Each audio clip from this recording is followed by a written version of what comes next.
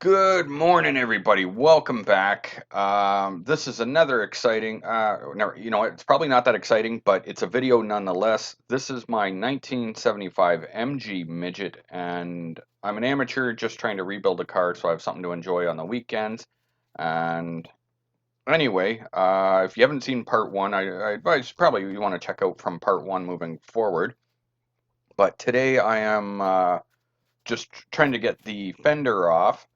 And yeah, it is a little tricky because they had like screws that were just no longer they were no longer viable to unscrew. Like they're not steel. I don't know what they are. Like they're almost like they're aluminum screws or something, and they strip so easy, or almost like leaded screws. I don't know. Anyway, so some of them had to be cut out, unfortunately. And gotta ask you something there. Sorry about that. That's called a reverse smile, and we'll skip on past that. And ultimately, the there were so many spots that I just had to do this. You'll see me grinding away here and cutting the screws out. And I should mention that this was actually filmed a few days ago, and I've got plenty more footage of where we're at now, so I don't want to give too much away. However, both fenders are off. I actually bought one new fender, and the fender, there's some issues. The fender's great condition, that's not the issue, but anyway, you have to stay tuned on another video to see what's going on and why now I have to go back and drive a couple hours away to get another fender for the other side. Um, Sorry, I know some of this is boring. I should have cut the parts of me looking for tools out and stuff, but I was just trying to figure out how am I going to possibly get this fender off, and then there was all these hidden bolts that I didn't know about, and I got tape stuck to my ass, so that's good. Um, this little project's been really fun. I haven't done much to this car mechanically because if you watch the first video, you'll know anyway. The car already has brand new brakes, lines, gas tank, the uh, master cylinder, whatever, new battery, and the car fires up first time, no choke needed. You know what I mean? Like seems like it runs pretty great actually. So that's exciting.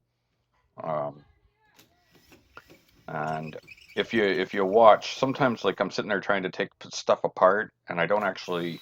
I've never taken a car like this apart before, so I'm kind of learning as I go.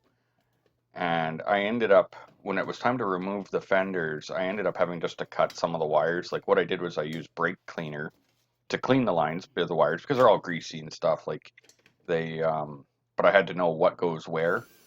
So I ended up, that was my way. Instead of trying to trace it back and figure out how to get these out, like say that clip for an example, when it was time to remove the light bucket or whatever it's called, the clip wouldn't fit back through the hole. So I was like, all right, well, cut the wire and we'll just reattach it. So if you're a car guy, you could tell me how you would have done it. I'm sure that's not the right way, but and then same with this little turn signal. I was like, oh, okay, well, I'm gonna pull this off. Um, Moving forward, I'm gonna let you know that these plastic bumpers, rubber, whatever the hell, they're hideous. They're absolutely ugly as shit. Um, those will be going. Okay, so here I am inside now. I'm trying to get this out. So this is what I found behind that panel. The car was completely rotted out in here. Um, so it was a bit disappointing.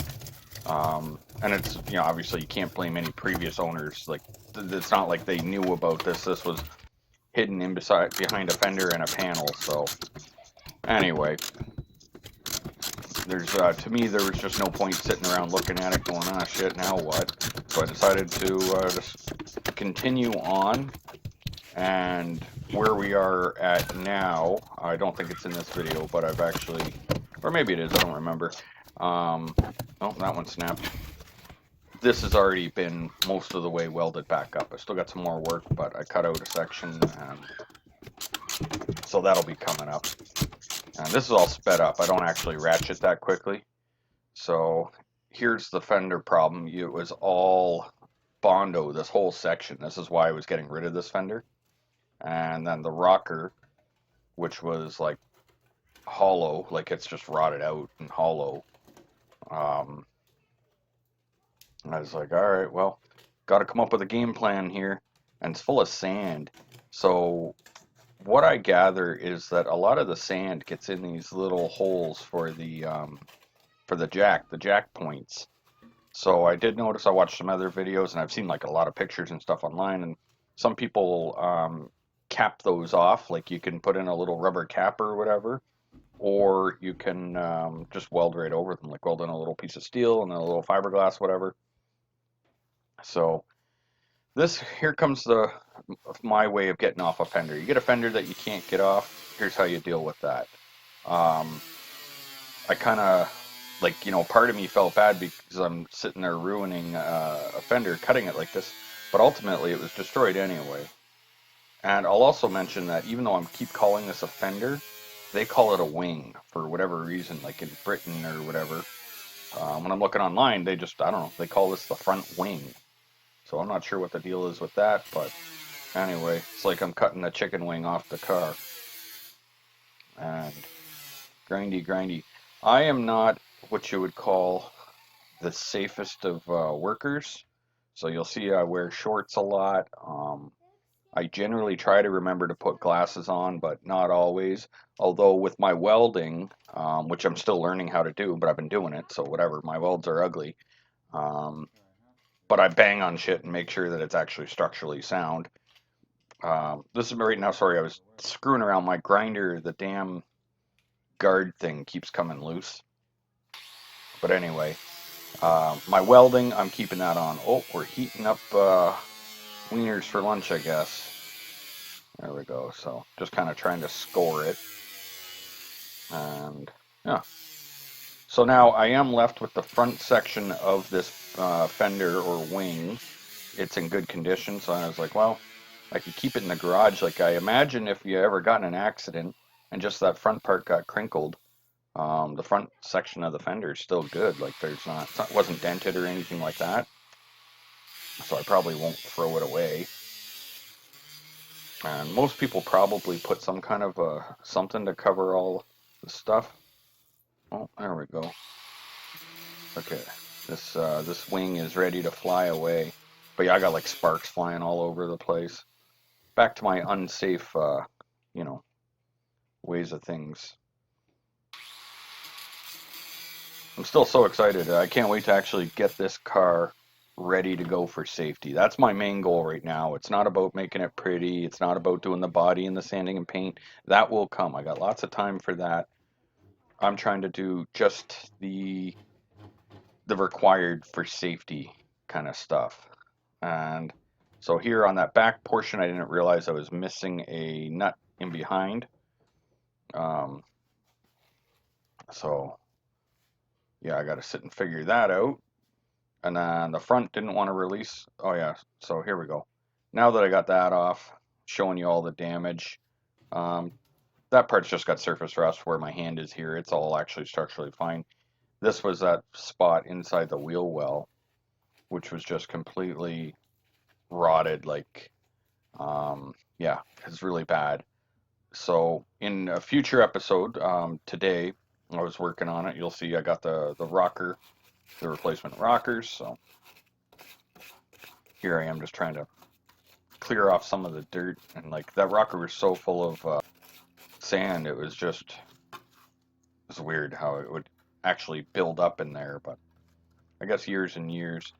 Um, so this whole part where I'm dipping my finger in there, where I'm fingering the hole, that's actually a lot of Bondo in there.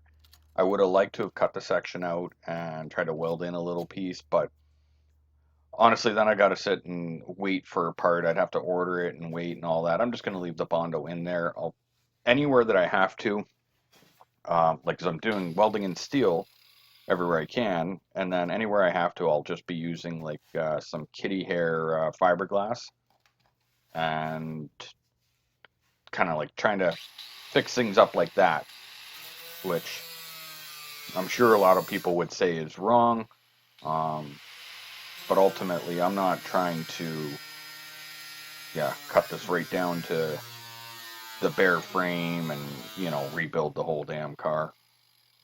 Uh, that would be sweet. And just because I do it like this for now doesn't mean it's the end product. You know what I mean? Like maybe eventually I'll get a bigger garage. Like um, the problem I have in here is like I'm so tight on space. I had a nice guy, the guy I bought the fender from. He was offering to like, you know, sell me a whole front clip that was like rust free. And I was just like, I just don't have room. I got a single car garage and it's full of crap. And I just don't have room to even put something like that in. So I said to him, I'm just gonna keep puttering away on this and, you know, cutting and welding like with some sheet metal. Um, yeah, this part was pretty much, I think, the worst of everything I found. So what I'm doing is, on future episodes you'll see, is like where I'm welding. Because my welds are kind of shit, I'm gonna just like overkill them and like, you know, kind of like weld more than I think you really need to just to make sure they're strong. So I'm doing my little spot weld things where I drill the hole and then spot weld, but then I'm also welding along the seam. It doesn't matter, right? It's not like it's visible, so I'd rather strong than pretty, especially on a hidden weld. Um, yeah, this was a tricky spot trying to figure out like where exactly to cut. And at this point, I didn't have the new rockers, so I wasn't wanting to cut into the rocker yet until I had the new rockers to determine like, you know, what to cut and where and how far and all that. So this was just me trying to open it up and then I was coming up with the game plan of that I would obviously have to do the panel I'm going to put in here, which you know what I mean. Like I make a panel and I put it in here. I do it from the inside, and I'm not sure like you know what somebody that actually knew what they were doing would do. But the way I figured it, I was afraid that if I put on the outside, that it would add like width, and then it would throw the placement of the fender off when I mount that back up. So yeah, you'll get to see that on another episode. And what I'm looking forward to, really, these are all just little time killer episodes. Like, you know, anyone that enjoys working on cars, I'm sure maybe would sit and enjoy just watching me screwing around in here. But the idea is that once this is all done, I will be able to almost do like a time lapse video going over the whole car. Like, you know what I mean? Like everything. So all the cutting and welding and grinding and then when we get down to like you know actual regular body work and priming and painting and there's so much to do.